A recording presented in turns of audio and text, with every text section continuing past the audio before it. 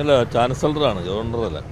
ചാൻസലർക്ക് ഉള്ള അധികാരത്തെ സംബന്ധിച്ച് ഇന്നത്തെ കോടതി വിധി വളരെ ശ്രദ്ധേയമാണ്. യഥാർത്ഥത്തിൽ നിയമത്തിനകത്ത് തന്നെ സർക്കാരിൻ്റെ പാനലിൽ നിന്ന് വേണം താൽക്കാലിക വി സിമാരെ നിയമിക്കാൻ എന്ന് നിഷ്കർഷിച്ചിരിക്കുകയാണ് അതിൽ നിന്ന് വ്യത്യസ്തമായ സമീപനം സ്വീകരിച്ചിട്ടുള്ളത്. താൽക്കാലിക വി സിമാരെ ചാൻസലർ ഇപ്പോൾ വയ്ക്കുന്ന രീതി, ഇപ്പോൾ മാത്രമല്ല ഇതിന് മുമ്പത്തെ ചാൻസലർ ആയിരിക്കുമ്പോഴും എടുത്തിട്ടുള്ള രീതി എന്നുള്ളത് ഈ പേരുകൾ എവിടെ നിന്ന് വരുന്നു എന്നത് സംബന്ധിച്ച് ഒരു വ്യക്തതയുമില്ല, ഒരു സുതാര്യതയില്ല, ഇവരുടെ മെറിറ്റിനെ കുറിച്ച് വ്യക്തതയില്ല. അപ്പോൾ അങ്ങനെയുള്ള ഒരു ഏകപക്ഷീയമായി ശൂന്യതയിൽ നിന്ന് പേരുകൾ എടുത്ത് നിയമിക്കുന്ന രീതി ഒരു സംവിധാനത്തിനകത്തും അംഗീകരിക്കാൻ കഴിയുന്നതല്ല. അതാണ് യഥാർത്ഥത്തിൽ നേരത്തെ തന്നെ ഈ ഒരു കേസിനകത്ത് വന്നതാണ്.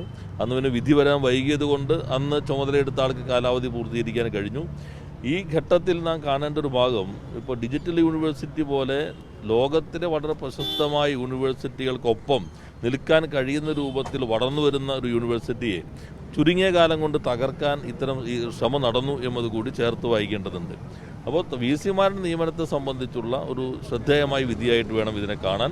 അതിനനുസൃതമായി തന്നെ അടിയന്തരമായി പുതിയ നിർദ്ദേശങ്ങൾ ഗവൺമെൻറ്റിൽ നിന്ന് വരും. അതിനനുസരിച്ച് തീരുമാനമെടുക്കാൻ ചാൻസലർ തയ്യാറാകുമെന്നാണ് ഞാൻ പ്രതീക്ഷിക്കുന്നത്. ഏതാ?